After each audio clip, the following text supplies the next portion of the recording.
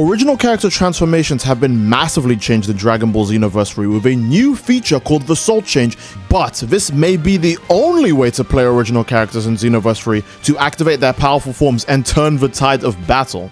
Hello everyone, it's me again, Steedoj here, back to more Dragon Ball Xenoverse 3 information, and this time around I wanted to talk about the Soul Change feature. Now I'm going to address the elephant in the room. Actually, there are multiple elephants in this room, so it might get a bit rowdy. There might feel like you're in the middle of an earthquake, but one thing I wanted to talk about really quick is the original character playability in this game. There is a very high chance that the Soul Change feature might be the main or only way to play original characters in certain game modes. I do want to specify certain game modes, because I'm very sure when you're doing PvP and parallel quests in Xenoverse 3, you might be able to pick them in character select, but it's very weird that the only way that we see an original character in this entire gameplay screenshot is either one, when they're being used as a soul assist, meaning that they're not actually the playable character, they're just there in the background, and two, the Soul Change feature, being that you actually just outright turn into the character. And keep in mind, information here does directly state activate powerful forms and turn the tide of battle. That means that most likely if you want to go Super Saiyan of Trunks, you would have to actually Soul Change into Trunks, which sounds weird because why couldn't I just pick Trunks and then have him go Super Saiyan? Really something to think about, but you guys let me know your thoughts and feelings about this in the comment section down below. I want to expand on this further throughout the video, but the other elephant I wanted to address in the room is Dragon Ball The Breakers, because let's be honest, this only exists because of Dragon Ball The Breakers. Now, if you want to blame Breakers for the potential chance that there might not be any playable original characters in Xenoverse 3 without having to select them as your Soul Change, that's completely fine, but we have to address the fact that Breakers is the reason why the Soul Change mechanic exists to begin with, because again, Dragon Ball The Breakers was the original Dragon Ball Xenoverse 3, and you can actually see here that they used basically the exact same mechanic. Soul Change is just Dragon Change. Dragon Change is a mechanic that is in Dragon Ball The Breakers that you can use to obviously turn into original characters, because the story in Dragon Ball The Breakers is that you are not a time patroller, so you can't fight, you can't really fly or defend yourself or do anything. But you can use change energy to turn into original Dragon Ball characters, and all of their transformations, by the way, and that allows you to fight back. Now again, keep in mind, the only way to turn into these characters and their forms is by selecting it as your Dragon Change, which is the exact same mechanic as Soul Change. Now Soul Changes might be different. You might be able to pick base Trunks and then go Super Saiyan based on this description here.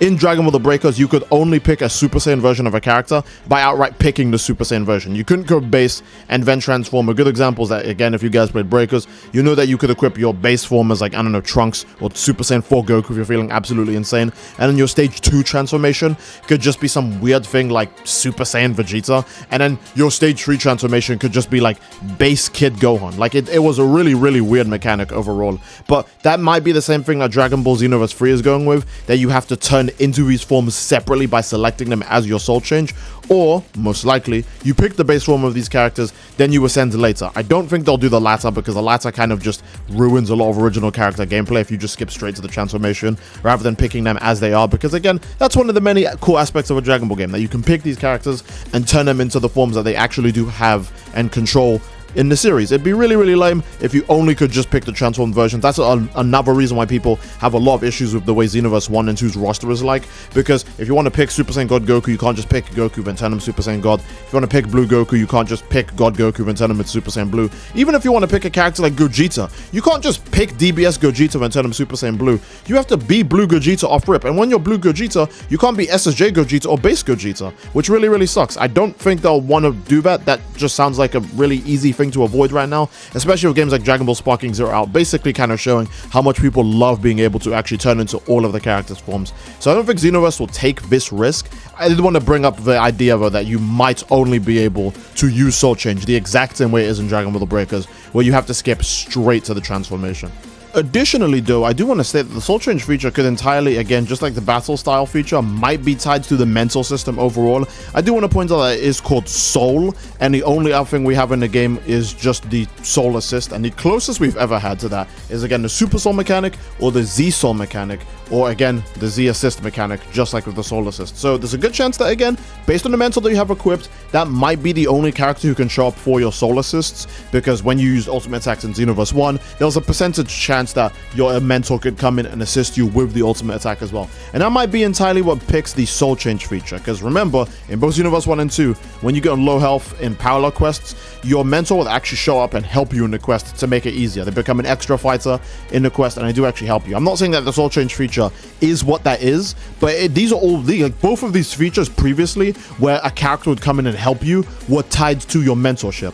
So it's safe to say that Soul Assist and Soul Change might both be tied to Mentors, but again, there's no concrete evidence because we don't have a trailer. It might still actually be tied to the Dragon Ball The Breakers adjacent system, where you have to pick what you want before battle and then you could transform into it, or just something else. Additionally though, I do want to state that the Soul Change feature could entirely, again, just like the battle style feature, might be tied to the mental system overall. I do want to point out that it is called Soul, and the only other thing we have in the game is just the Soul Assist, and the closest we've ever had to that is again the Super Soul mechanic or the Z Soul mechanic, or again the Z Assist mechanic, just like with the Soul Assist. So there's a good chance that, again, based on the mental that you have equipped, that might be the only character who can show up for your Soul Assists, because when you used ultimate attacks in Xenoverse 1, there was a percentage chance that your mentor could come in and assist you with the ultimate attack as well. And that might be entirely what picks the Soul Change feature, because remember, in both Xenoverse 1 and 2, when you get on low health in parallel quests, your mentor will actually show up and help you in the quest to make it easier. They become an extra fighter in the quest, and they do actually help you. I'm not saying that the Soul Change feature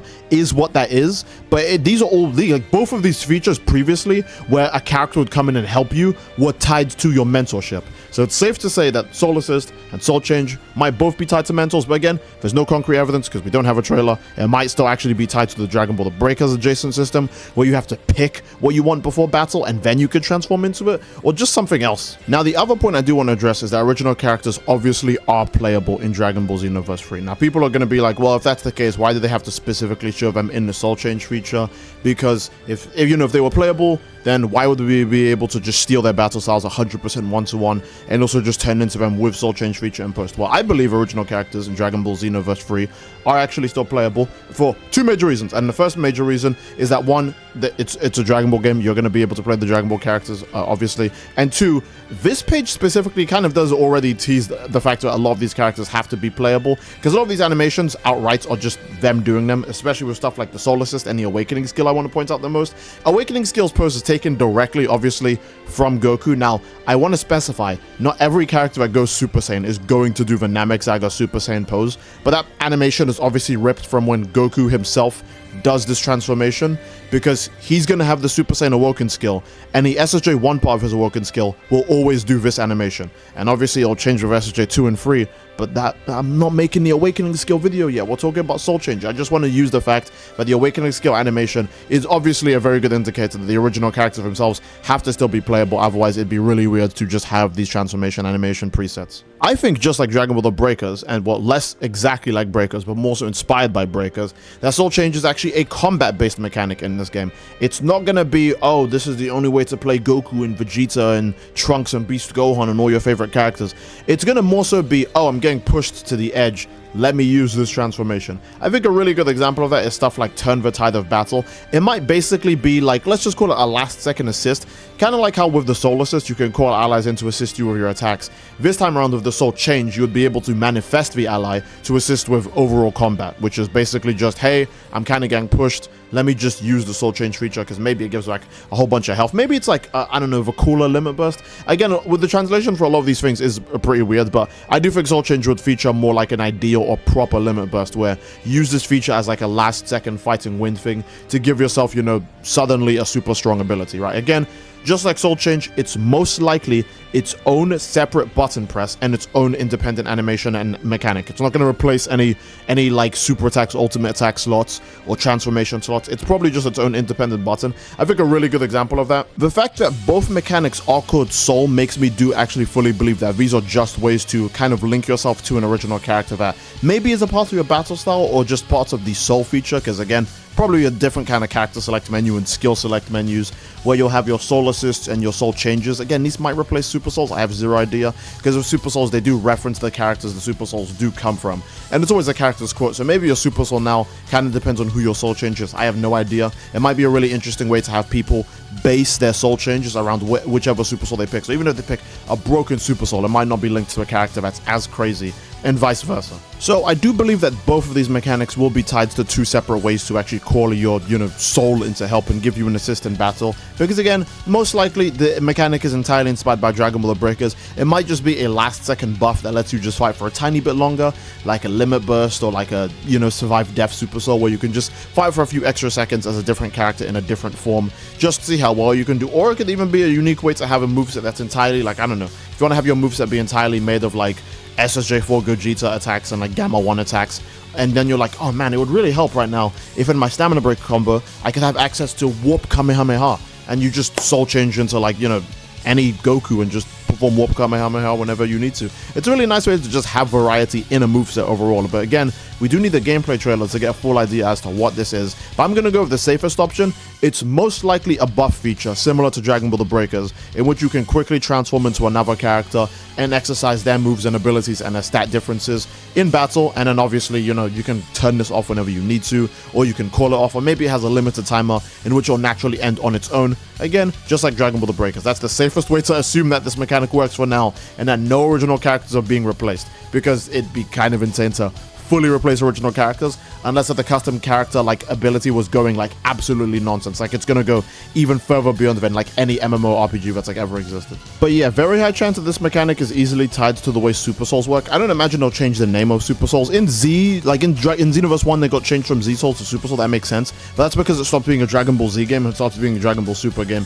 And the same with this game, right? This game is just a Dragon Ball Super game, so most likely they won't change the name of Super Souls, but Super Souls might tie it into what your soul changes, because again, if we could customize our battle styles, it's safe to say that we could customize our own charged Ki Blast, alright? So it's not like that's going to be affected by the Super Soul. I do think that we'll just be able to pick our own charged Ki Blast, but the soul change is going to be what really changes between Super Souls, because maybe it depends on, you know, how you get your soul change, or how you get your soul assist, or which character you get to transform into, or which form of the character you get to transform into.